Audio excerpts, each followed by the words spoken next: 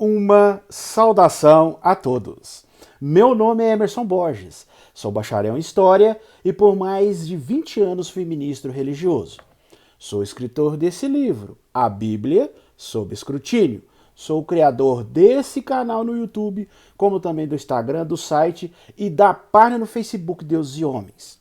E hoje vamos falar sobre a homossexualidade na Bíblia. Muitos inscritos e seguidores de meu canal me pediram para fazer um vídeo sobre esse assunto, a homossexualidade na Bíblia. Antes de mais nada, gostaria de destacar que eu, pessoalmente, não considero a Bíblia um guia de moral para a humanidade. Como venho falando aqui durante vários vídeos, a Bíblia para mim é um livro puramente humano. Ele não é um livro inspirado por Deus. Portanto, como qualquer livro humano, contém muitas contradições, incoerências, valores de moral injustos, desequilibrados, erros científicos, históricos, mitos, lendas, enfim, um livro que reproduz o pensamento dos homens na época, que reflete os padrões e os conceitos morais que a humanidade tinha na época. No Antigo Testamento, temos algumas passagens que falam sobre esse tema, a homossexualidade. Por exemplo, temos o Código de Santidade, que está no livro de Levítico. E ali, em dois trechos, Levítico 18, capítulo 18, versículo 22, e Levítico capítulo 20, versículo 13, você inclusive se tiver uma Bíblia em casa, você pode acompanhar na sua própria Bíblia. Nesses relatos, se pretende regulamentar de maneira detalhada as formas de relações corporais permitidas e as formas proibidas. Nesses dois relatos, que você pode observar e acompanhar na sua própria Bíblia, que você tem na sua casa, é pedido de forma inequívoca e absoluta a pena de morte para as relações sexuais entre homens. Quer dizer, pena de morte para a prática homossexual. Temos também o relato da aniquilação de Sodoma e Gomorra, que está registrado no livro bíblico de Gênesis, capítulo 19. Nesse relato, se você acompanhar aí na sua Bíblia, você vai perceber que essas duas cidades foram condenadas à destruição. E o relato fala que elas foram condenadas por causa da maldade dos homens dessa cidade. Alguns religiosos interpretam essa questão da maldade dos homens dessa cidade como uma ofensa ao direito de hospitalidade e outras formas de violação sexual. Mas a maioria dos religiosos entende que a maldade dos homens da cidade era a violência homossexual. E por causa disso, as duas cidades foram destruídas, segundo o relato bíblico. No Velho Testamento, temos também algumas alusões eróticas na descrição da amizade do rei Davi com Jonatas, ou, segundo algumas versões, Jonatã. Se você pegar a sua Bíblia e abrir no livro de 1 Samuel, capítulo 18, versículo 1 a 4, também no livro de 1 Samuel, capítulo 20, versículo 3 e 4, 1 Samuel, capítulo 20, versículo 41 e 2 Samuel, capítulo 1, versículo 25 a 26, vocês vão observar alguns relatos que apresentam, algumas alusões eróticas que alguns religiosos preferem ignorar ou interpretar como sendo apenas uma amizade profunda entre esses dois homens. Porém, outros já analisam esses trechos e veem aí claras evidências de que havia uma relação homoafetiva entre os dois, que os dois tinham um romance, eles tinham um romance homossexual. E outros ainda ficam na dúvida. Então nós vamos acompanhar esses trechos aqui um por um. vamos ler juntos e aí vamos analisar alguns detalhes e vocês vão tirar as suas próprias conclusões. Segundo o relato bíblico, Jonatas era filho do rei Saul e o sucessor direto ao trono. Era o sucessor natural ao trono por ser o filho mais velho do rei Saul.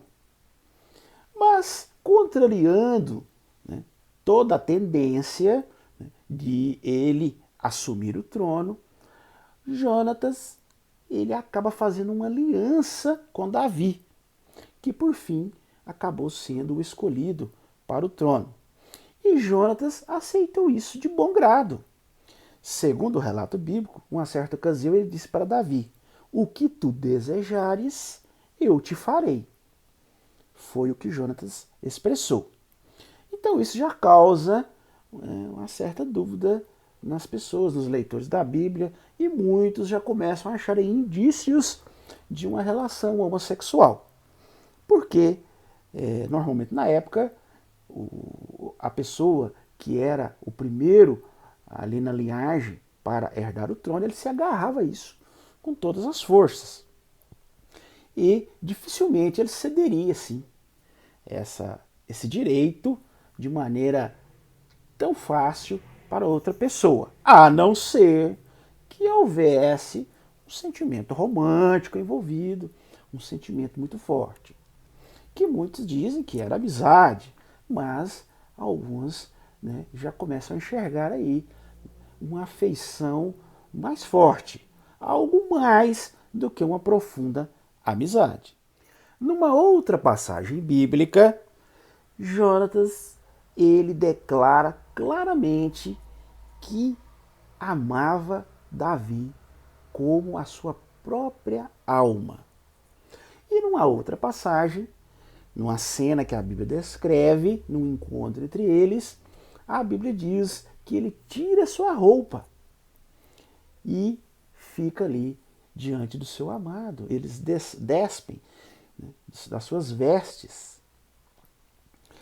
Inclusive, até trocam beijos.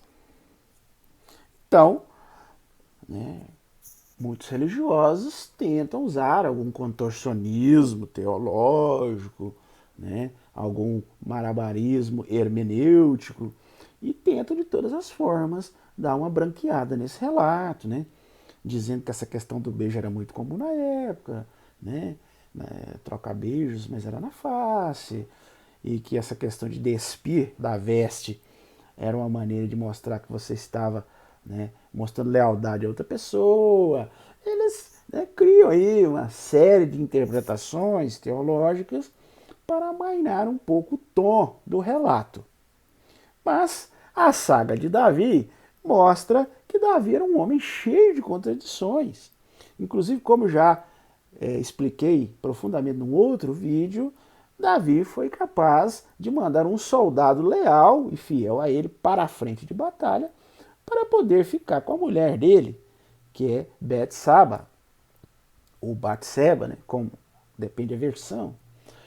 Então a gente já vê que Davi era um homem cheio de contradições e um homem difícil de ser avaliado, né, de maneira normal. Né? A gente não pode considerar Davi como uma pessoa, né, de atitudes e reações que as pessoas possam considerar como dentro da normalidade e dos padrões.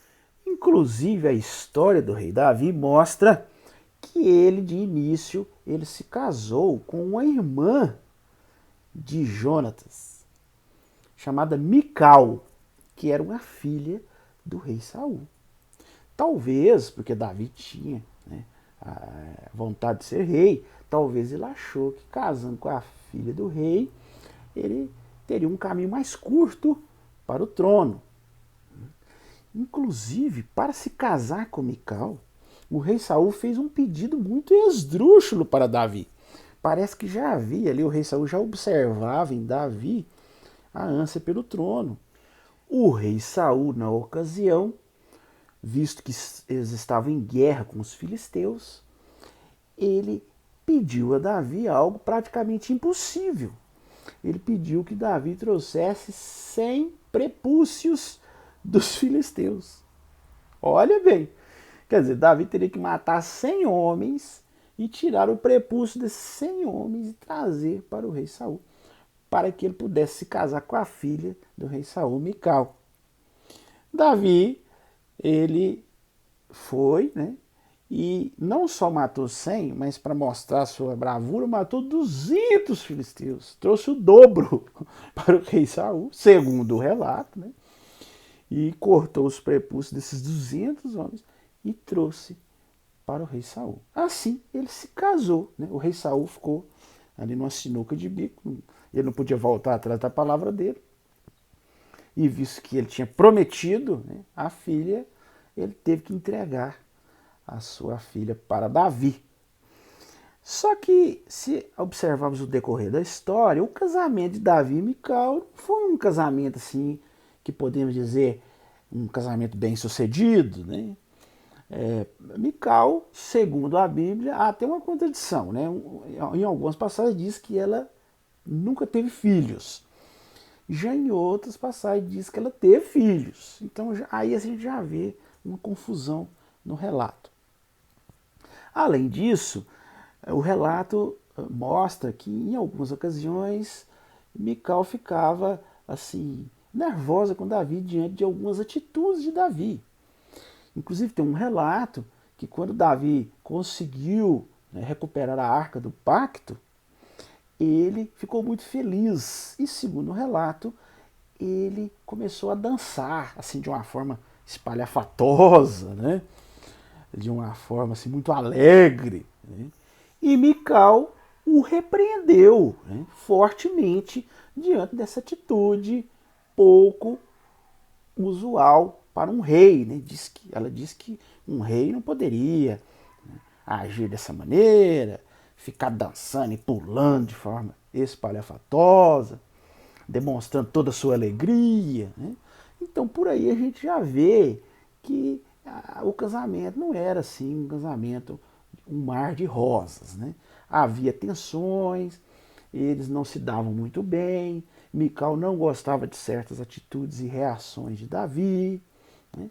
Então, para muitos estudiosos da Bíblia, isso também é um indício da inclinação homossexual do rei Davi. Eu vou ler alguns trechos na própria Bíblia, e se você tiver um exemplar da Bíblia na sua casa, eu convido você a acompanhar aí na sua própria Bíblia, na versão que você tem na sua casa, e eu vou ler na íntegra, e aí eu gostaria que você tirasse as suas conclusões aí desses relatos. Vamos começar com o relato que está registrado no livro de 1 Samuel, capítulo 18, versículos de 1 a 4. Acompanhe aí comigo. Diz assim, ó: E sucedeu que, acabando ele de falar com Saul, a alma de Jonatas se ligou com a alma de Davi. E Jonatas o amou como a sua própria alma. E Saul, naquele dia, o tomou e não lhe permitiu que voltasse para a casa de seu pai. E Jonatas e Davi fizeram uma aliança, porque Jonatas o amava como a sua própria alma. E Jonatas se despojou da capa que trazia sobre si, quer dizer, tirou suas vestes, e deu a Davi, como também suas vestes, até a sua espada, e o seu arco, e o seu cinto. Me diga aí você, com toda sinceridade, o que você achou desse relato? A que conclusão você chega diante desse relato? Como que você encara toda essa cena, né, que eu li na íntegra na própria Bíblia? Deixe as suas conclusões aí nos comentários, eu gostaria muito de saber a sua opinião. Vamos ver uma outra passagem? Agora nós vamos ver a passagem que está em 1 Samuel, capítulo 20, versículo 3 e 4. Acompanhe aí na sua Bíblia, diz assim, ó: Então Davi tornou a jurar e disse: Teu pai sabe muito bem que achei graça em teus olhos. Por isso disse: Não saiba isto, Jonatas, para que não se magoe. Mas na verdade, como vive o Senhor e como vive a tua alma, há apenas um passo entre mim e a morte. E disse Jonatas a Davi: O que disser a tua alma, eu farei. E aí? Que conclusão você chega diante desse relato? Diga para mim aí nos comentários o que você acha. Agora acompanhe aí na sua Bíblia o relato que está no livro de 1 Samuel, capítulo 20, versículo 41. Diz assim, ó: E indo-se o moço, levantou-se Davi do lado sul, e lançou-se sobre o seu rosto em terra, e inclinou-se 3 vezes. E beijaram-se um ao outro, e choraram juntos. Mas Davi chorou muito mais. E esse relato? Como que você interpreta essas palavras? Vamos ver um outro relato juntos? Agora, no livro de 2 Samuel, agora é 2 Samuel, capítulo 1, versículo 25 e 26. Acompanhe aí na sua Bíblia. Diz assim, ó: Como caíram os poderosos no meio da peleja, Jonatas nos teus altos foi morto. Angustiado estou por ti, meu irmão Jonatas. Quão amabilíssimo me eras. Mais maravilhoso me era o teu amor do que o amor das mulheres. Essas palavras de Davi foi quando ele ficou sabendo que o seu amado Jonatas havia morrido na guerra. E aí, o que você me diz sobre esse relato? Para você, era realmente apenas uma profunda amizade? Ou você acha que era um amor homossexual? Bom, independente, né, da conclusão que um chega ou que o outro chegue, os textos estão aí, né, para que cada um tire suas próprias conclusões. Mas gostaria de ressaltar que a questão da homossexualidade na Bíblia não se resume apenas nessas passagens. Também no Novo Testamento existem algumas passagens, e eu vou citar aqui as 3 principais que falam sobre a homossexualidade. Vamos começar com a passagem que está em 1 Coríntios, capítulo 6, versículo 9. Olha aí na sua Bíblia o livro de 1 Coríntios, capítulo 6, versículo 9. Neste relato estão listados os mais diversos males e horrores.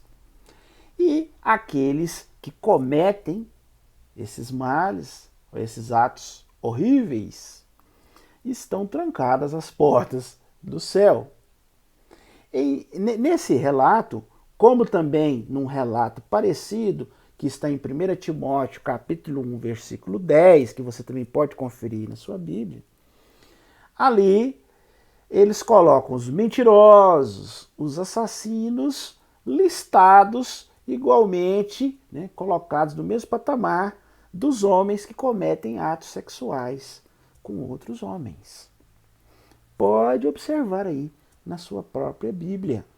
Você vai ver que a homossexualidade é descrita como uma das práticas repugnantes, práticas malignas, né, e que impede a pessoa de entrar no reino dos céus.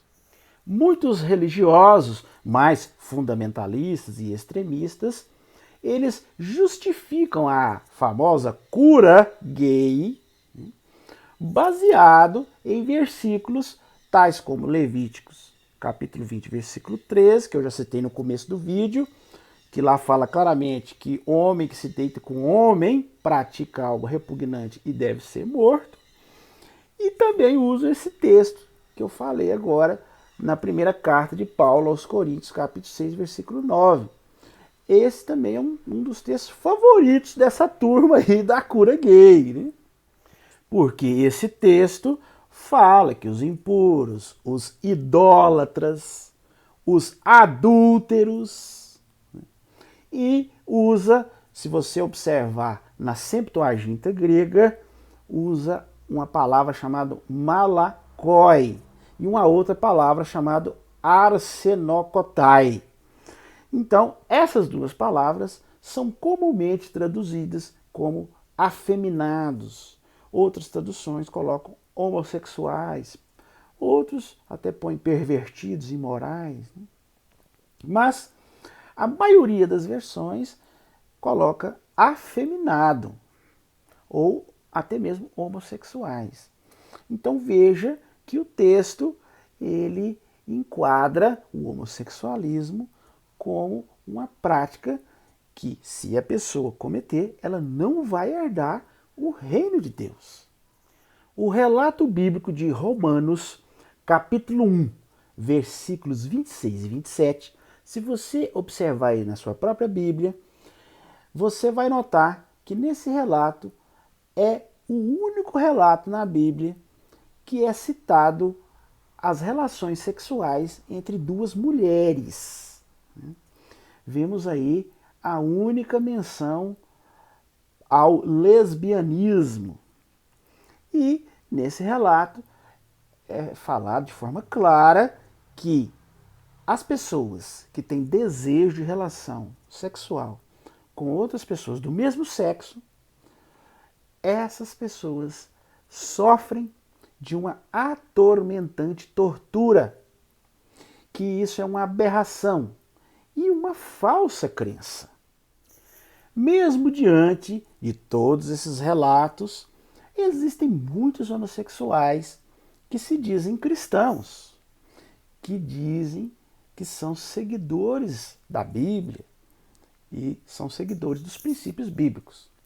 Muitos tentam, dar uma outra explicação a esses relatos, tentam, através de uma teologia mais suave, tentam dar uma conotação diferente a essas passagens, tentando tirar as práticas homossexuais dessas listas de práticas que as pessoas que as fazem não herdarão o reino, considerando tais práticas impuras.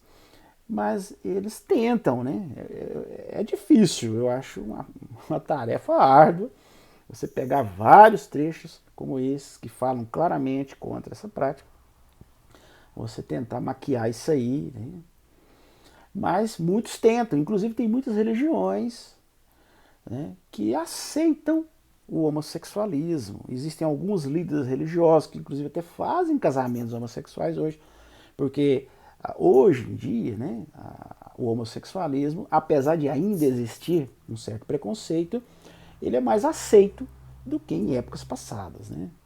Antigamente era muito pior.